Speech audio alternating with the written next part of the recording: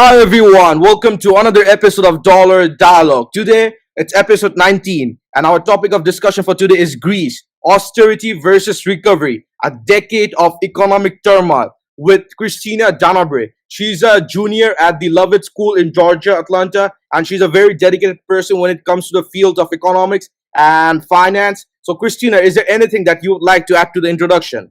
Sure. So first off, I just want to thank Araf for inviting me to speak with you all today. And know your introduction was lovely. I just want to quickly chime in here and say that Araf and I met at the War and Global Youth Program where we analyze all stocks, ESG, and financial documents. And again, it's a pleasure to have been worked with you. Thank you, Christina. Get into the topic of discussion for today. Greece. Greece is one of the richest countries in the world, not monetarily maybe, but when it comes to history, it's one of the richest country. And in order to understand the Greece economic crisis, we should also we should a little bit talk about Greece's political history. So ancient Greece was one of the world's earliest civilization, which happened approximately between 800 BCE to 146 BCE. And in this Greek civilization, there were very famous cities which we know today, such as Athens, Sparta, Corinth, and Thebes. And Athens developed the world's one of the first form of democracy in the entire world under leaders like Solon and Clisthenes. And Spartan society, however, focused on military discipline and oligarchy. So even earlier on in history, we see that the Greek civilization was very diverse when it came to their political orientation. Athens was a very democratic city, while Sparta was a very oligarchic city. And then came the Persian Wars, which happened for 50 years between 499 and 449 BCE, and Greek city-states united against Persian invaders, leading to victories at Marathon in 490 BC and Salamis in 480 BC. And then came the formation of the Delian League, led by Athens, to continue the fight against Persia. And this is the first time we see in the history of the Greeks and the history of the Greek civilization that there was a united base to fight against a common enemy, which was Persia, because it was the Greek civilization versus the Persian. And for some information, Persia, modern day, it's now Iran. And then came the golden age of Athens, which most of us are familiar with, which happened in the 5th century BCE. And it was a period of flourishing of art, philosophy, with people like Socrates and Plato, and which continued under Pericles. And Athens became the most dominant power in Greece, but eventually it led to tensions with other city-states. Then came the famous Peloponnesian Wars between 431 and 404 BCE. And this was a period when there was a lot of conflict between the Athens, which led the Delian League, versus Sparta, which led the Peloponnesian League. And Sparta won with Persian financial support, leading to the decline of the Athenian Empire. And then came the infamous Macedonian Empire in 4th century BCE. And this was the empire which led to the rise of Macedonia under Philip II, who united Greek. And Alexander the Great's conquest also spread Greek culture around the entire world. And they came as far as Afghanistan. So we know how far, they went to conquer the entire world. And then came the Hellenistic period. And FYI, the official name of Greece to still this day is the Hellenic, I believe it's the Hellenic Kingdom of Greece or something like that. So the Hellenic period was a very influential period in the history of Greece, and for this reason, Greece right now still it's called the Hellenic Republic. Officially, unofficially, it's called Greece. And this period was between 323 to 146 BCE. And after Alexander the Great's death, his empire fragmented into Hellenistic kingdoms such as Ptolemaic Egypt and Seleucid empires, and the spread of Greek culture through Hellenization spread throughout the Mediterranean and the Near East. And then came the slow downfall of the Greek Empire, and this period until now was the best period for the Greek civilization. And then came the Roman conquest in 2nd century BC. Greek fell under Roman control after the Battle of Corinth in 146 BCE, becoming the province of Achaea. And then came the Roman and the Byzantine Greece between 146 BCE to 1453 AD. And the Roman Greece, which happened when the Roman Empire was integrated, the Greek Empire was integrated into the Roman Empire. Greek culture and Greek philosophy influenced Roman society. Unlike some civilization where we see that some cultures are totally eradicated, this didn't happen during the Roman Empire. The Greek culture complemented the Roman society in terms of the philosophy and different economic and political thoughts. And Athens still remained a center of learning and philosophy. And then came the Byzantine Empire between 330 to 1453 AD. And during this time, Constantine the Great established Constantinople as the new capital, and Greek became part of the Eastern Roman Byzantine Empire, which preserved Greek language and culture. And this period was marked by theological disputes and occasional invasions by the Slavs and the Avars. And then came the Ottoman Greece, the Greece that is mostly the Greece that is probably most similar to the modern day Greece, which is probably similar to is Ottoman Greece. And this period was between 1453 and 1821. And the fall of Constantinople in 1451, Greece gradually became under the Ottoman control, and Greek Orthodox Church was one of the key institutions in preserving Greek identity, because you have to understand that the Ottoman period was when the Muslims ruled Greece, and for this reason the Greek Orthodox Church was responsible for preserving Greek identity. And this period was also marked by heavy hardship and heavy taxation under Ottoman rule, and for this reason some regions also still maintain semi-autonomous status. And then came modern Greece. The Greek War of Independence happened between 1821 and 1830, and during this period, rebellion against Ottoman rule began in 1821, supported by the great powers Britain, France, and Russia. And independence recognized with the Treaty of London in 1830. Greece became a monarchy under Otto of Bavaria. Then came the 19th century, which was a period of territorial expansion, incorporating regions like Thessaly in 1881 and Crete in 1913. And this period was marked by political instability with frequent changes in government and coups. And then came the economic challenges, including debt crisis and reliance on foreign loans. And this is one of the first times in modern Greek history that we see a very heavy reliance on foreign power to fix their economic situation, which is very pertinent and very important to our discussion today. And then came the Balkan Wars between 1912 and 1913. Greece gained territory from the Ottoman Empire, including Macedonia, Epirus, and the Aegean Islands. And the First World War and aftermath happened. Greece initially was neutral, but then joined the Allies in 1917, and the Treaty of Sevres in 1920 awards Greece significant territorial gains, including modern-day Izmir, which is in Turkey. Izmir is one of the major cities in Turkey, which Greek lost after some period. And then came the Asian Minor catastrophe of 1922, and this was a defeat in Greco-Turkish wars, which led to the loss of the Asia Minor. And there was also a population exchange with Turkey under the Treaty of Lausanne of 1923. And then came the political turmoil and refugee crisis, and the monarchy. The Greek monarchy was officially abolished between 1924 and 1935. And then came World War II and the Civil War. Italy invaded Greece in 1940. Greece successfully resisted it, but it was later occupied by Nazi Germany. And the post-Civil War between communists and royalists, supported by the British faction, took place in Greece.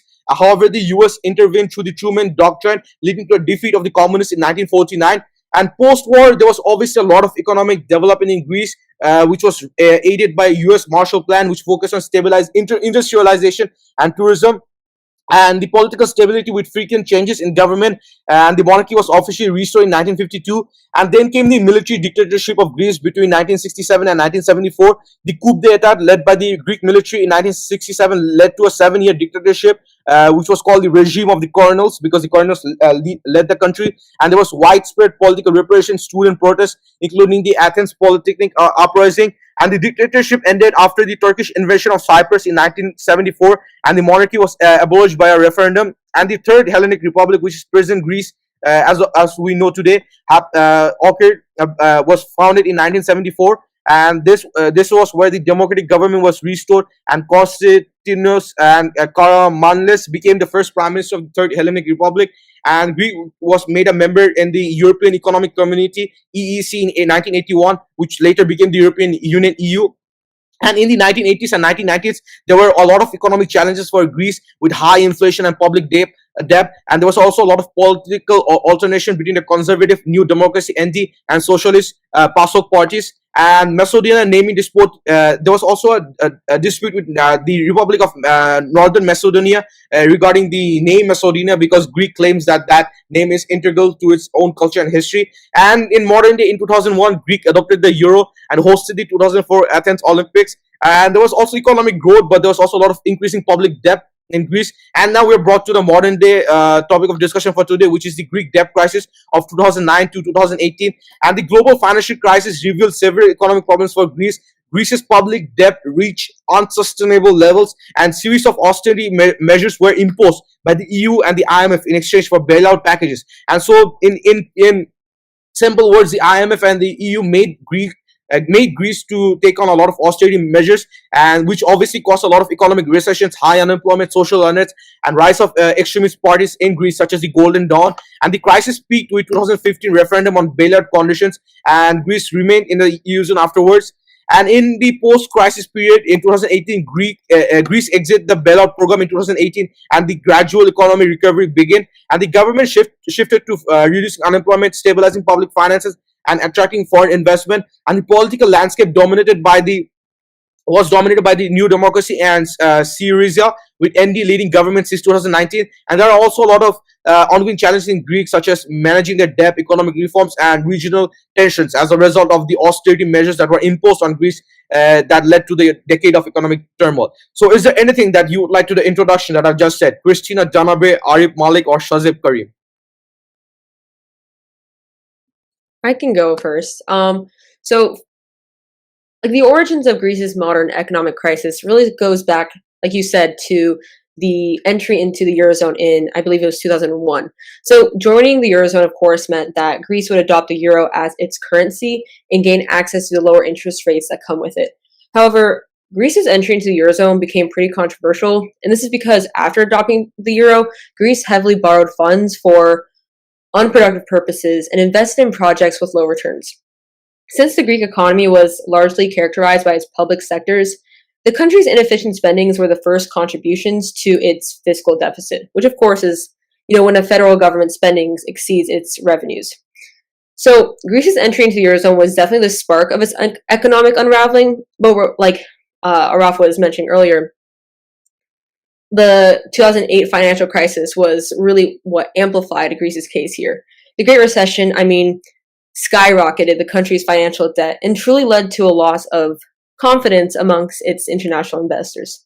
So yeah, the whole Eurozone spiel that Araf was mentioning and the global crisis is basically how Greece's crisis initially unfolded here.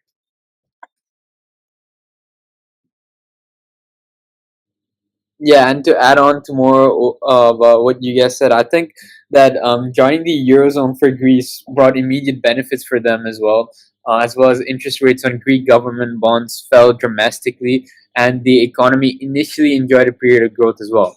And access to cheap credit fueled a boom in public and private spending, with major investments in infrastructure such as the 2004 Athens Olympics, when they hosted the Olympics in Athens. But however, this growth was built on a shaky foundation. The influx of cheap money led to excessive borrowing, both by the government and private sector, and without corresponding increases in productivity or structural reforms.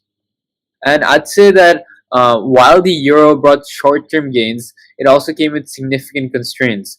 And by adapting the euro, Greece effectively gave up control over its monetary policy. And interest rates were now set by the European Central Bank, primarily tailored to the larger economies of the Eurozone, such as Germany and France. And this meant that when the global financial crisis hit in 2008, Greece couldn't devalue its currency or adjust interest rates to respond to the crisis. Instead, it was forced to rely on austerity measures and external support, setting the stage for the severe economic and social turmoil that followed.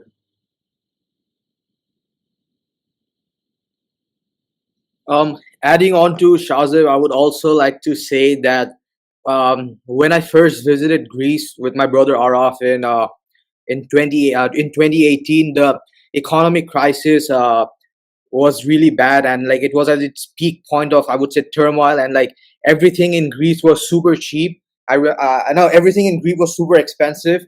I remember, and like there was a lot of crimes, and like I met a lot of people there who were talking about the fact that Greece joining Eurozone was actually better for them, because previously Greece had a lot of bad loans as well, and they severely devalued their currency.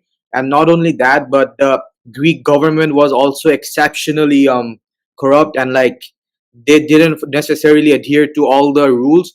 And I would say like Greece's economic journey from the onset of its crisis to present day highlights the dramatic changes in both the economic metrics and its standing with the eurozone. Because back then, at the height of the crisis, which was initially in 2009, Greece's public debt was around 126% of its GDP, I believe. But this figure rose to over like 200% by 2013 due to the deep recession and the borrowing needs. So I would say, as a result of that, the unemployment obviously soared, and there was a lot of crime in Greece as well.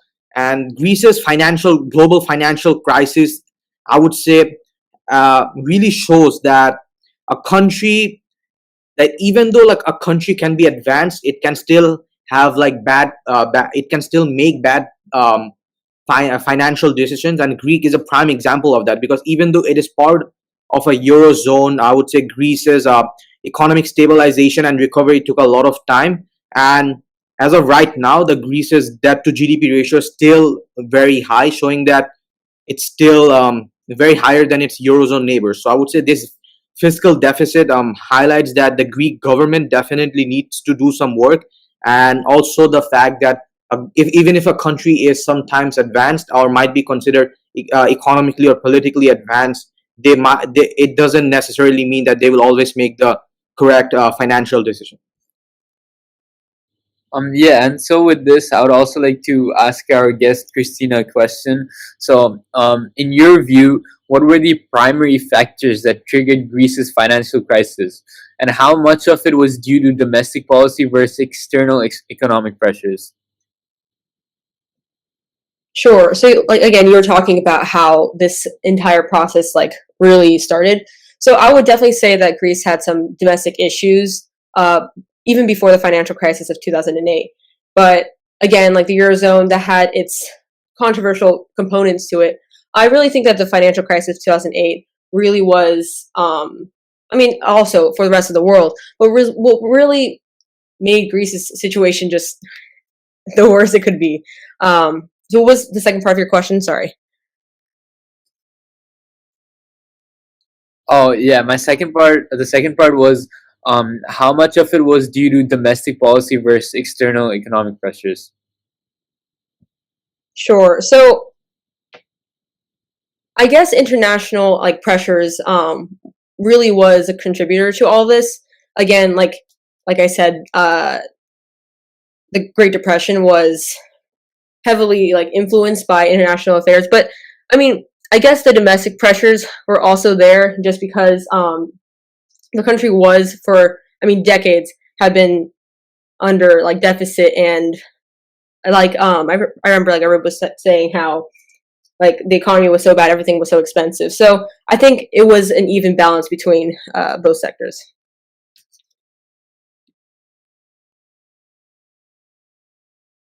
Thank you for all the information or opinions that were added to the discussion. And I believe it is also important that we talk a little bit about the pre-crisis and why the Greece economy was brought into these austerity measures. And so in the pre-crisis economic growth between 2001 and 2007, Greece again joined the Eurozone in 2001, as we have talked about, which benefited from lower interest rates and increased access to credit, which meant that it was very easy for the Greek government and the Greek economy to borrow money from other countries. And the Greek GDP growth was moderate, with 4% annually, fueled by consumer spending, public investment, and the 2004 Athens Olympics. And public debt was already very high at 103% of GDP in 2000, which was worsened by increased borrowing and structural inefficiencies.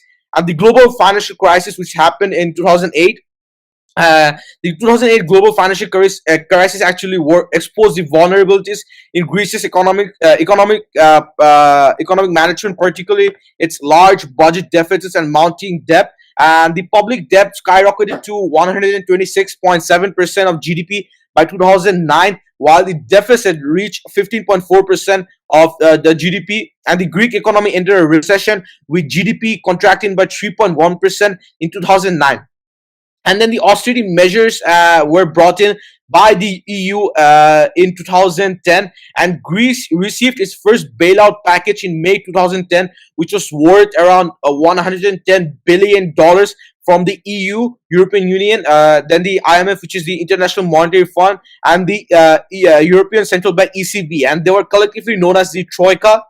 And the austerity measures were imposed on the Greek economy as a condition for the bailout, which included several cuts to public spending, pensions, and wages, alongside tax hikes. And so, what this basically means is that the Greek economy needed money from these. They needed the money to make sure that they were able to repay the short-term loans and for the economy and for the government to function. But the only way they were able to get the money is by having a lot of spending in the public spending, a lot of cut in public spending, a lot of cut in pensions, a lot of cut in wages, alongside a lot of tax hikes. And this is also, obviously, this was a detrimental effect for the Greek economy, and one of the primary reasons is because of the Keynesian criticism, where economics like Paul Krugman criticized the austerity approach, and his argument was that cutting spending during a recession would deepen the economic downturn, and a viewpoint which was rooted in Keynesian economics. Mr. Spivey, who's our economics teacher, Christina, has explained it to us that whenever there is a recession in the Keynesian model, it's important for the government to keep on spending, to keep borrowing more in order to make sure that the economy doesn't enter into a deep recession.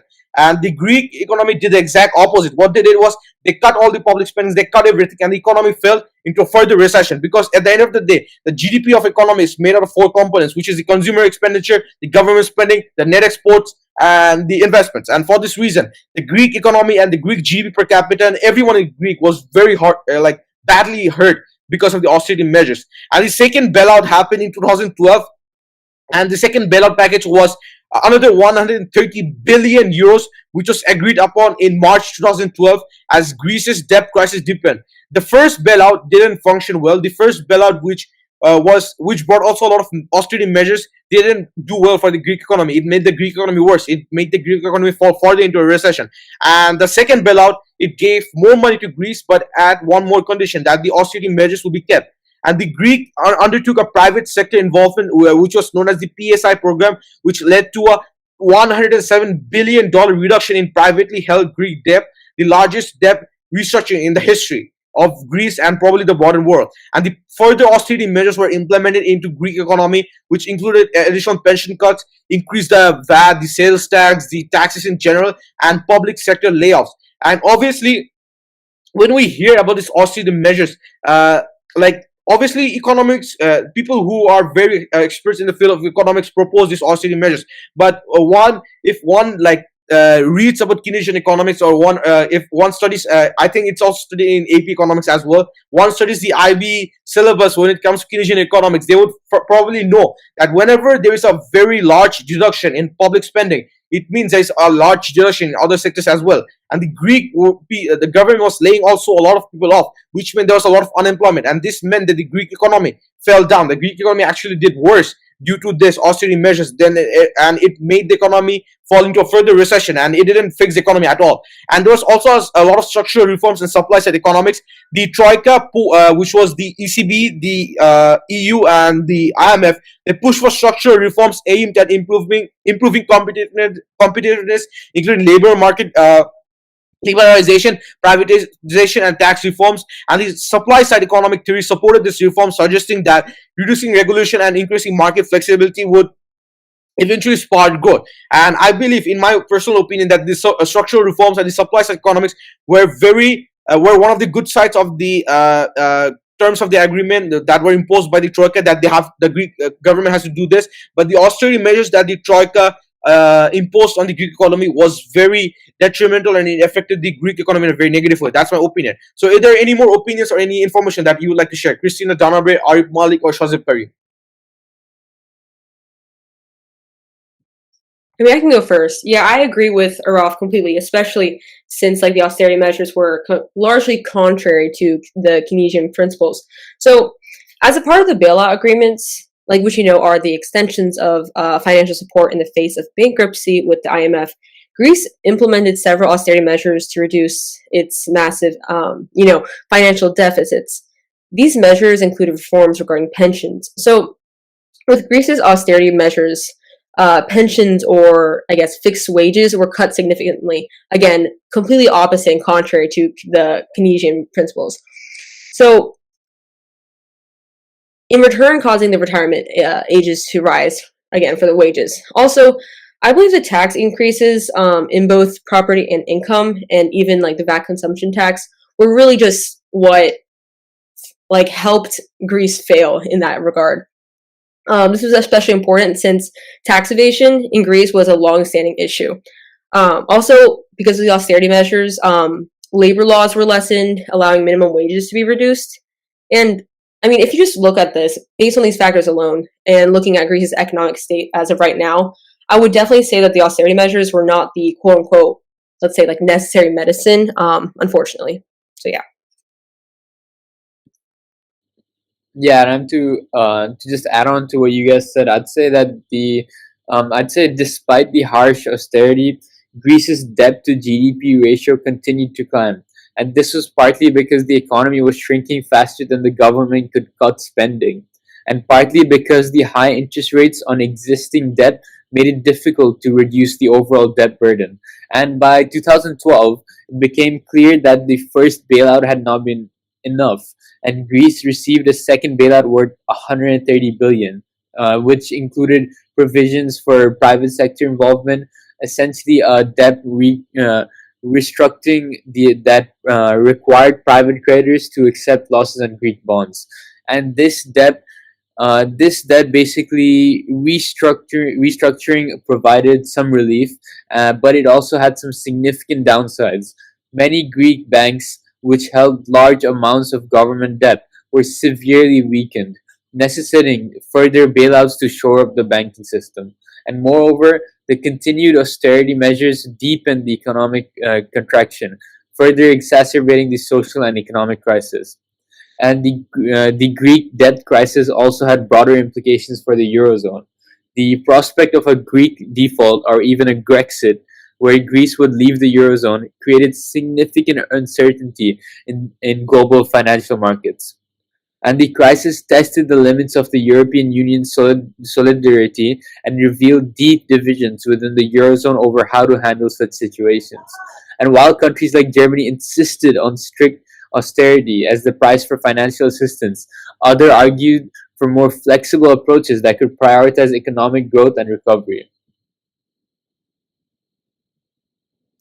Yeah, I would agree with you guys, and I would also say like one of the major problems with the Greek economic crisis that we haven't really talked about is the fact that the Greek economy wasn't really diversified. And like the problem with the Greek economic model before the pre-crisis, and even after the crisis, was that first first of all, it was heavily reliant on the public sector employment. And not only that but the whole Greek economy was primarily for like dependent on tourism and like shipping. And because of this I would say and because of this I would say the this economic model was really inefficient for Greece, because even after entering the Eurozone, and after entering the Eurozone, there was a large consumption driven expenditure by countries within the Eurozone. But I would say the problem with Greece entering the Eurozone was that the like Greece had to adhere to the interest rate set by the Eurozone. And like one of the problems of entering into Eurozone is that there's the European Central Bank, the ECB, and like all the countries participating in the Eurozone have to follow the interest rates and inflation rates, not inflation rates, but the interest rate set by the ECB. And the problem is that Greece's economy is not like the other Western European economies, and those economies are far more advanced, and therefore they have a somewhat higher interest rate than Greece. And therefore I would say this interest rate imbalance is what exacerbated the Greek economy.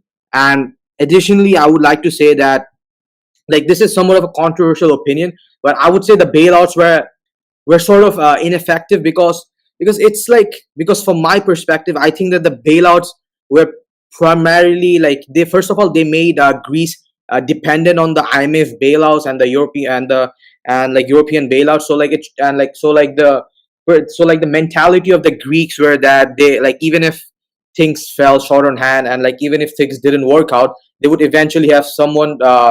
So they would eventually have some like they would eventually have other people who would help them out. So I would say this mentality shifted, which I don't think is necessarily a good thing. And also like majority of the bailouts were used to repay existing debts rather than investing in the economic growth or the regional development of infrastructure in Greece. And because of this, I would say the primary function of the bailout was ineffective. And then like this is seen even today, because even Greece's debt to GDP ratio is still over 100% to this day, suggesting that the bailouts were sort of ineffective, I would say. So given this, I would actually like to ask Christina a question, or like Shazib and Araf, you can also like answer. So like Greece obviously has a high debt to GDP ratio, but like Japan also has a extremely high debt to GDP ratio, but still Japan is performing economically very well.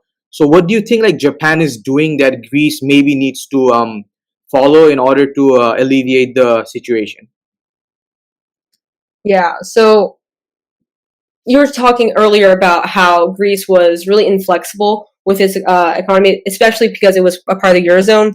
So, I mean, in comparison to Japan, which, has, high debt for their GDP, they have way more flexibility in their economics and in their market, which I believe is helping them in a sense, like facing this major debt. So again, I just think that the inflexibility that Greece is having is just what really sets Japan apart, and allowing Japan to be at least a little bit more effective in their economy.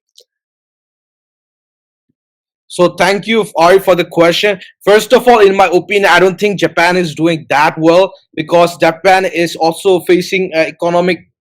It's not facing economic crisis similar to Greece, but it's facing a lot of deflationary period where the economic growth has been very slow. The wages have been very stagnant. In my opinion, the difference between Greek and Japanese debts is that the Greek government couldn't pay back the debts. They didn't have the enough sufficient funds to pay back the debts, which I believe it's unsustainable. And Japan is similar to the US. They are borrowing a lot of money at the same time they're paying back a lot of money. It's not similar to a Ponzi scheme or like anything like that, but it's like how those governments work. I think that's the same way probably Bangladesh government works as well. We borrow money. The Japanese, US, most governments in the world, they borrow money.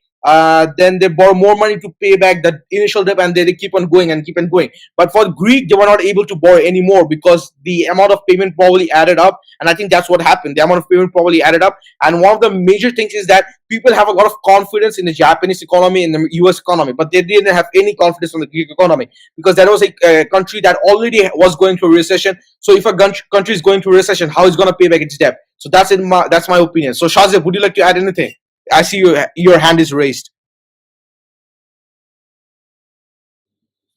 Yeah, sure. I'll also add my opinion to what you guys have already mentioned. I'd say to look at both perspectives of Greece and Japan. I'd say that Japan has its own central bank, right? The Bank of Japan, which can implement independent monetary policies uh, such as quantitative easing to manage economic challenges. And the Bank of Japan has played a crucial role in maintaining low interest rates and supporting economic growth despite high debt levels. And Greece, as a member of the Eurozone, Greece does not have control over its monetary policy, and it is bound by the European Central Bank's decisions.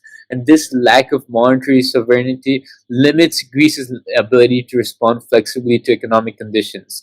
And to look at and also another factor is the economic structure and innovation. And I'd say that Japan has a highly diversified and technologically advanced economy with strong sectors in manufacturing, technology, and services. And its focus on innovation and maintaining a competitive edge in global markets has helped sustain economic performance despite high debt levels.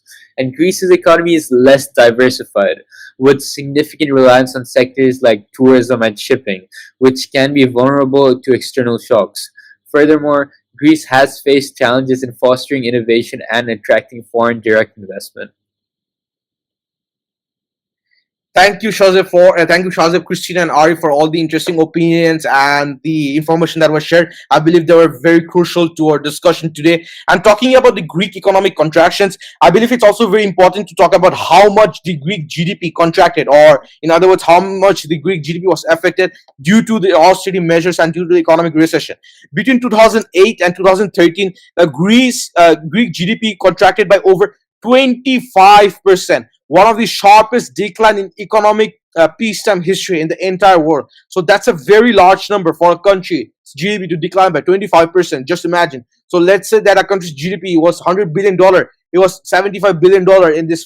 It decreased by $25 billion in the 5 years. So that's a lot of amount. And the unemployment soared to 27.5% in 2013, with youth unemployment exceeding 60%. That's very bad for an economy. That's very bad for the population, because when people don't have enough jobs, they would probably resort to other methods to feeding themselves, to feeding their family, which is usually crime. And the public debt also reached a peak of 180% of GDP in 2013, despite austerity measures. In other words, the austerity measures not only not helped the public debt, it also made it worse, because in my opinion, what they did was they were not able, the Greek economy was not able to stop borrowing. They had to borrow more to finance themselves to run. And there was also a lot of social unrest. The austerity measures led to widespread social unrest, protests, and strikes, particularly in response to cuts in pension, healthcare, and education. And the suicide rate increased by 35% between 2010 and 2012. In just 2 years, a stark indicator of the social toll of the crisis. And there were also a lot of political turmoil in this period. Traditional political parties, New Democracy, ND, and PASOK, lost significant support as anti-austerity sentiment grew, and there was also a rise of Syriza, the left-wing party Syriza, which was led by Alexis Tsipras. I'm probably pronouncing it wrong. Surged in popularity, advocating for an end to austerity and negotiating of bailout terms. And the Syriza won the January 2015 elections, with the Syriza's president Tsipras becoming prime minister, marking a significant shift in Greek politics. And then came the 2015 crisis and referendum, and there were a lot of negotiations with the Troika due to the new party coming into power. The new government initially sought to negotiate bailout terms and reverse austerity measures, leading to tense negotiations with the Troika, which was basically again the ECB, the EU, and the IMF. And in 2015, the new government called a referendum on whether to accept the creditors' bailout terms, recommending a no vote. And the referendum happened, and on July 5, 2015, 61.3% of Greeks voted no, rejecting the bailout terms, and the outcome led to fears of a Grexit, which is similar to Brexit. Brexit basically meant Greece exiting the Eurozone, and prompted the imposition of capital controls to prevent a banking collapse. And despite the referendum result, the government ultimately agreed to a third bailout package of 86 billion euros in July 2015, accepting further austerity measures. So basically, this goes on to show on how much the Greece economy was dependent on these bailout measures, because even though the people wanted the bailout, didn't want the austerity measures to happen anymore, the government didn't just listen, because the government knew at the end of the day that they needed the money for the country to function. And obviously, there was also a lot of economic stabilization post 2015 when compared to the previous years. After years of recession, Greece economy began to stabilize, with GDP growing modestly from 2017 onwards, and the unemployment decreased but remained high at 16.3% in 2020, and the public debt, however, continued to be a significant burden, standing to 206.3% of GDP in 2020 due to the pandemic and continued reliance on external financing. And the end of bailout programs happened in 2018, when Greece formally exited the bailout programs in August 2018, regaining significant access to international financial markets. However, Greece remained under enhanced surveillance by the EU to ensure continued fiscal discipline and reform implementation. And this obviously goes on to show that the Greece economy obviously stabilized a little bit after the austerity measures. But I believe that this also goes on to show that how much the Greek economy was made worsened by the EU's austerity measures, and the ongoing structural reforms, including those led by New Democracies, Kyriakos Mitsotakis focused on continuing structural reforms to attract investment and improve economic competitiveness. And there was also a lot of privatization and tax reforms, which are key components of those efforts, though progress was slow due to political and social resistance. So, in my opinion, when talking about our topic of discussion in today's episode 19, Greece, austerity versus recovery, a decade of economic turmoil, the austerity versus recovery part, the austerity measures didn't help the recovery at all. Actually, it made it worse, in my opinion, because the austerity measures made the GDP contract more. It made the government, in a way, totally ineffective, because they were extracting more taxes, which meant that people did. At one hand, people didn't have enough jobs. There were a lot of unemployment, and on the other hand, they had to pay a lot of taxes to survive. So this just goes on to show that the austerity measures failed miserably in Greek. So that's my opinion. Are there any new information or opinion that you would like to share? Christina, Dahabreh, Arif Malik, or Shazib Karim? So I want to touch base back to the social costs that you're talking about. The social costs were immense in Greece since the austerity measures led to Greece's, like you mentioned before, GDP shrinking by more than 25%, which is the most in all of post-war Europe. On top of that, on top of GDP, unemployment rates soared, causing long-term consequences for the economy and society. Consequently, poverty levels rose significantly, with many Greeks experiencing a sharp decline in their standard of living in public services, including, healthcare and education. With that being said, I think it's important to note that the Greeks were not just sitting around patiently waiting for further change. The austerity measures led to widespread social unrest, including protests, strikes, and a general frustration with the political system. These protests were aimed at both, domestic leaders and international creditors, particularly the EU and the IMF. Also, you were talking about the political party like Syriza, I believe it's pronounced. Syriza, the anti-austerity platform, really gave rise after the victory in, I believe, the 2015 election for Greece. The political party gained support since the party resonated with Greeks' population economic hardships, offering a hopeful alternative while challenging the PASOK parties, who lost support after the country's debt crisis. Syriza represented a broader rejection of the established political order and played an important role in negotiating Greece's bailout terms. I don't remember what their names were, but Greece's prime minister and finance minister under the Syriza party negotiated a way to, secure better conditions for Greece, even at the risk of exiting the Eurozone, which does not seem all that bad since, again, at the entry of the Eurozone caused all this mess. So the long-term legacy of anti-austerity sentiment that I believe Syriza will have for European politics is Greece's best step into resolving this decades-long crisis, which will directly affect the legitimacy of Europe's economic governance.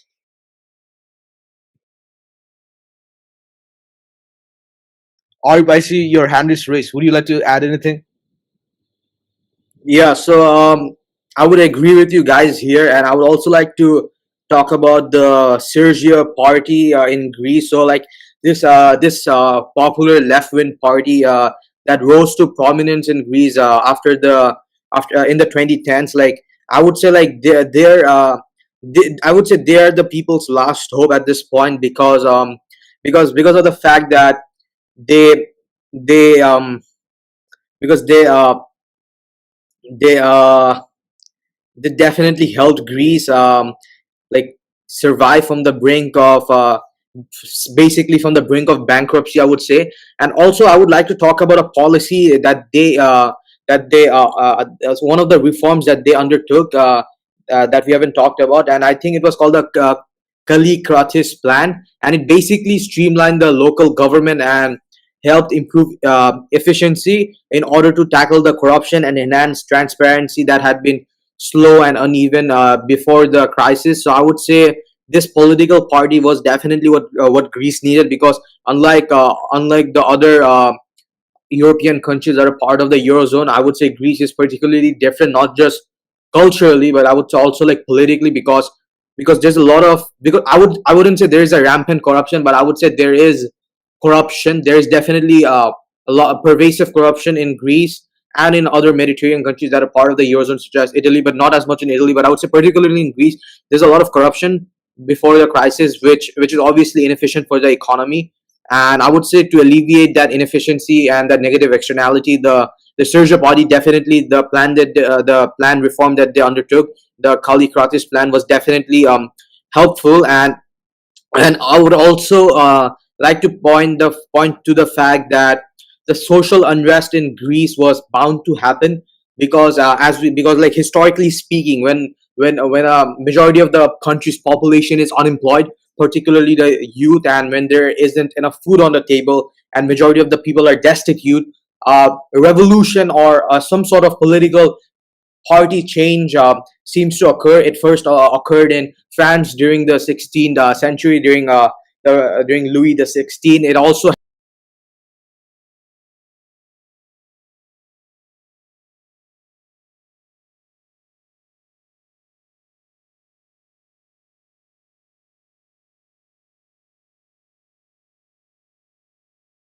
I believe RB is facing internet issues.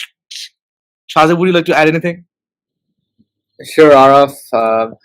So I'd say that another critical aspect of the economic contraction was the impact on Greece's debt situation. Paradoxically, as Greece implemented austerity measures to reduce its debt, the economy's contraction made it harder to achieve these goals. With the economy shrinking, tax revenues fell, and the debt to GDP ratio increased.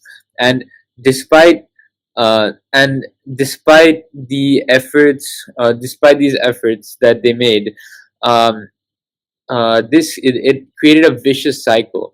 Austerity led to contraction, which made the debt burden heavier, leading to even more austerity. And the prolonged contraction also led to a brain drain, as many educated and skilled young Greeks left the country in search of better opportunities abroad. And this so in this way, Greece lost its young talent, and it had long-term implications for Greece's economic recovery, as it deprives the country of the human capital needed to drive innovation and growth. And while Greece's economy has started to recover in recent years, the scars of the contraction are still visible. The country's GDP remains below pre-crisis levels, and many Greeks continue to feel the effects of the lost decade. And the economic contraction that Greece endured is a stark reminder of how financial crisis and policy responses can have a deep and lasting impacts on a nation's economy and its people.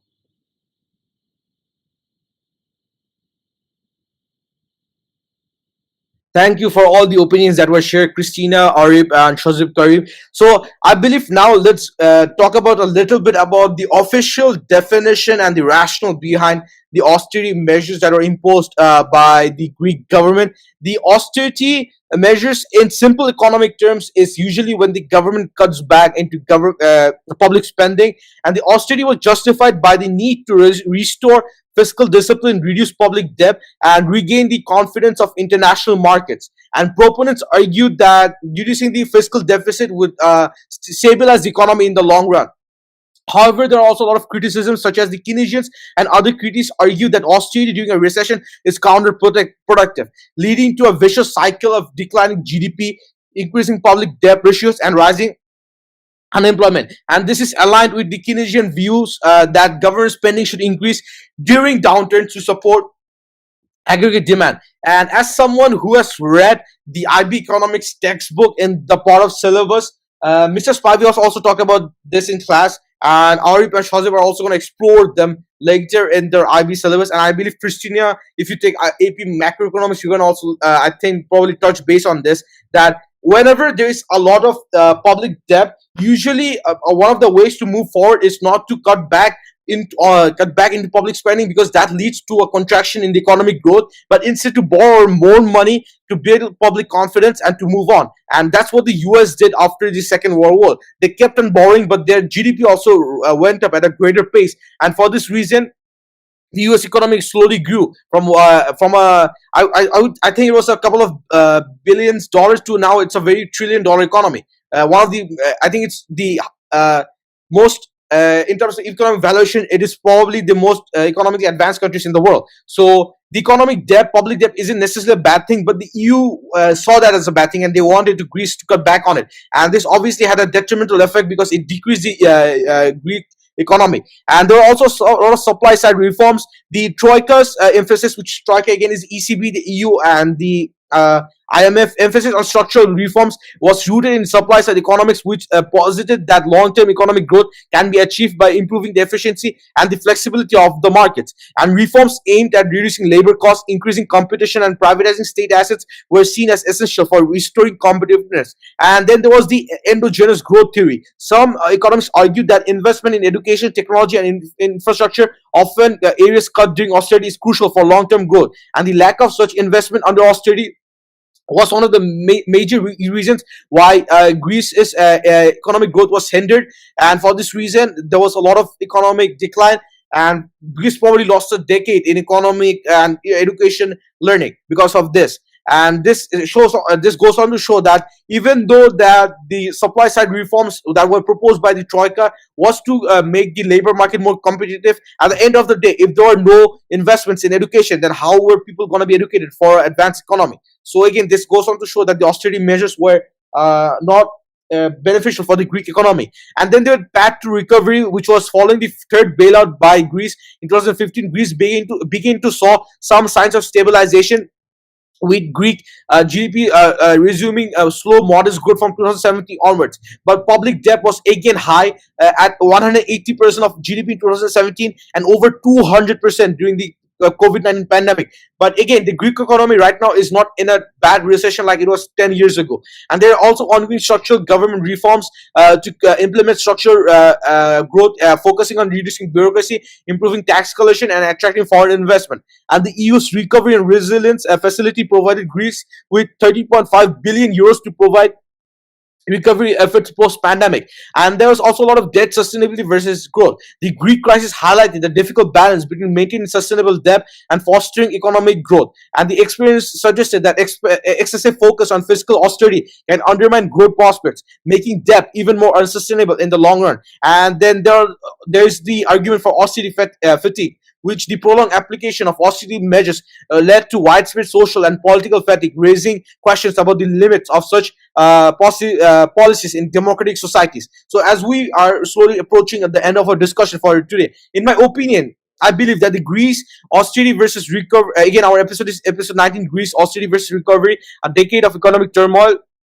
The austerity measures did not help the Greek economy to fix itself. I think what the Greece economy should have done was instead kept on should have taken the bailout from the IMF, but they shouldn't have brought in the austerity measures. They should have focused more on the supply side strategies that the IMF proposed, and the IMF, the EU, and the ECB proposed, and they should have stuck to it instead of doing the austerity measures, which was detrimental in decreasing the GDP of the economy and and affected the economy in a negative way. So that's in my opinion. So are there any information and any opinions that Christina or Shazeb or Arif that you would like to add?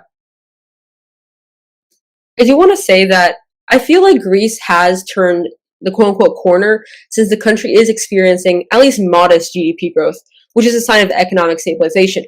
The country is achieving growing budgets and surpluses as a result of their new bailout agreements, and the unemployment rates are slowly decreasing, indicating some recovery in the labor market. However, this is a really slow process in Greece's terms, and they're still continuing to battle ongoing challenges in public debt in relativity to its GDP, which is limiting their fiscal flexibility. And while unemployment rates are decreasing, many Greeks are still struggling with poverty and economic inequality. I want to add here and say that talk about Greece's external vulnerabilities, especially since the country is so dependent on tourism and is still constrained by the Eurozone. Greece's dependence on tourism makes it so vulnerable to global economic downturns or geopolitical tensions. And since Greece is still a member of the Eurozone, the country still lacks control over its monetary policy, limiting its ability to respond independently to economic challenges. I do believe that the country has turned this quote-unquote corner, but has not completely resolved the challenges. Ongoing reforms, investments, and efforts to address unemployment and inequality, I believe at least, will be crucial to ensuring that the recovery is sustainable and that Greece can fully escape the mess of its past. A few strategies that I believe would positively aid Greece into economic growth would be investing in more foreign investment reforms and infrastructure development, especially diversifying the economy past just tourism and shipping, and potentially leaving the Eurozone. That is, if Greece can pile up more foreign currency reserves. So yeah, that's my opinion on all of this.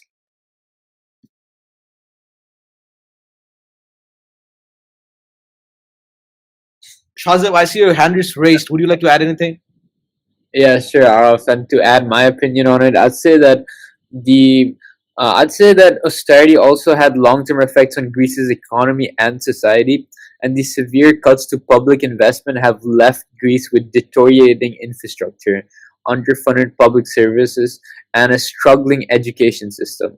Moreover, the emigration of young, skilled workers and the so-called brain drain has weakened the country's future economic prospects, and these challenges will take years, if not decades, to fully address. And while Greece has started to recover economically, the legacy of austerity remains. Public debt is still high, and many of the structural issues that austerity was supposed to address, such as tax evasion and inefficiencies in the public sector, persist. Moreover, the social fabric of the country has been deeply affected, with increased inequality and a loss of trust in political institutions. Yeah, guys, and I would also like to point to the fact that the that Greece also has faced a lot of informal sector, which is primarily induced by the hyperinflation that Greece faced. So there has been a rise in the sector of the black market, for example, and I would also say like there has also been a large number of illegal immigration in Greece, and I would say like immigration isn't necessarily a bad thing because immigration allows for a greater number of workforce. But I would, and there's also a lot of South Asians in Greece who work there as well. But I would say the illegal immigration in Greece is also something that has led to a lot of right wing politics, which is seen throughout Europe, I would say. And like this immigration policy, this large influx of illegal immigration in Greece today is, I would say, socio-economic issues that has also led to lots of problems, such as, for example, Greece is already facing a lot of public healthcare problems, education problems, and I would say due to this large influx of illegal immigration, Greece will definitely face even more issues. But at the end of the day, I think that Brexit and Brexit would actually, I would say, benefit Greece rather than exacerbate the problems, because I think for Greece currently at the moment with its high debt to GDP ratio, I don't think that the adhering to the European Central Bank's policy on interest rates is particularly efficient for Greece, and I would say it's actually counterintuitive for Greece to follow the interest rates set by the ECB framework. And additionally, I would say that at this point in time, Greece could potentially also leave the EU, because this would allow them to obviously to reinstate their old currency, which I believe is called the drachma. And this would definitely help Greece to sort of like have a currency that is representative of their nation, and that also isn't bound by the European Central Bank's policies. So I would say at this point in time, a Brexit would definitely help Greece in the fact that it would help to devaluate the currency, and also devaluation of the currency would lead to higher exports for Greece, and also increase tourism. So I would say that it's a good thing that if Brexit were to occur. And I would also say this would also help as a result, consequently, to reduce the debt burden and also give Greece greater flexibility in the economic adjustment. So what do you guys think? Would you say Brexit at this point in time is a good thing for Greece, or would you say it's bad? I would say that Greece exiting would definitely be the best case here, just because they would have more monetary stability, and since there's so much like in flexibility with the EU. So yeah, I definitely think that Greece should leave in this case, even though there might be some setbacks since their whole economy will shift. So that's my take on that.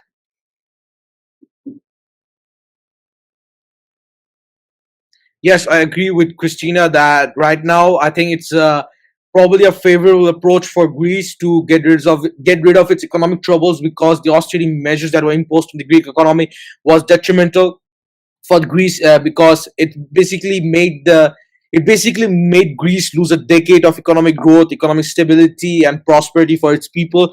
And there are also a lot of long-term consequences for Greece, which due to the austerity measures, even though the austerity measures helped in the long term, austerity measures probably would help Greece stabilize Greece's finances.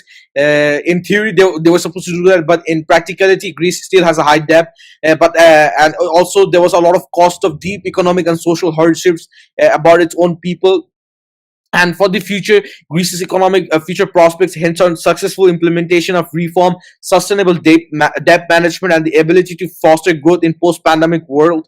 And there's also a lot of calls for political stability and continued commitment to EU integration, which will be crucial in navigating the lingering effects of a decade-long economic turmoil. And the austerity measures legacy in Greece is obviously very negative.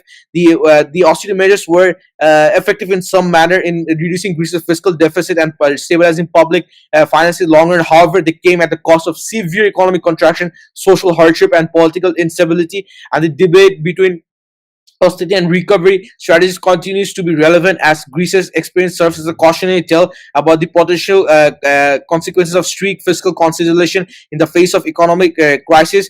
And the Greek crisis also underscores the importance of balancing short-term fiscal discipline with the need to support economic growth and sustainability. It also highlights the challenge of managing economic crisis within the constraints of a monetary union like the Eurozone. And so, as we are brought to the end of our discussion for today, episode 19, Greece, austerity versus recovery, a decade of economic turmoil. In my particular opinion, the austerity measures again that were imposed on the Greek economy did not make the recovery any better. On the other hand, it made it worse, because the economic contracted much farther more. And based on the Keynesian school of thought, the Greece economy was already in a recession, and even though they had a lot of public debt, they should have borrowed more money in order to stimulate the economy, in order to increase consumer expenditure, in order to increase government spending, so that the Greek economy grew in the short run. And that's how they should have recovered. But instead, they chose the austerity measures, which didn't help in the recovery at all, which led to a decade of economic turmoil. So that's my opinion. So is that something that Christian, Dahabreh, Arif Malik, and Shazib Karim, that you would agree with?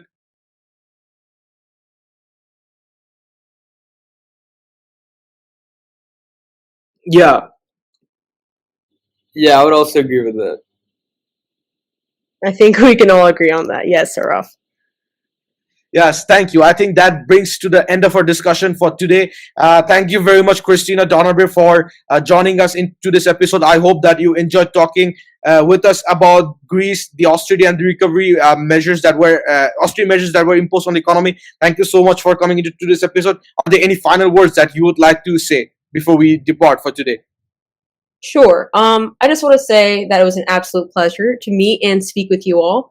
I truly learned a lot and a lot of different perspectives, and I appreciate you all for having me. Thank you. Thank you very much, Christina, for coming into this episode. Today's episode was episode 19, Greece, austerity versus recovery, a decade of economic turmoil, with Christina, Dahabreh. Thank you to the audience for tuning in and listening to this episode. We hope to see you next week with another guest speaker and with another very interesting episode. Thank you for today, and goodbye.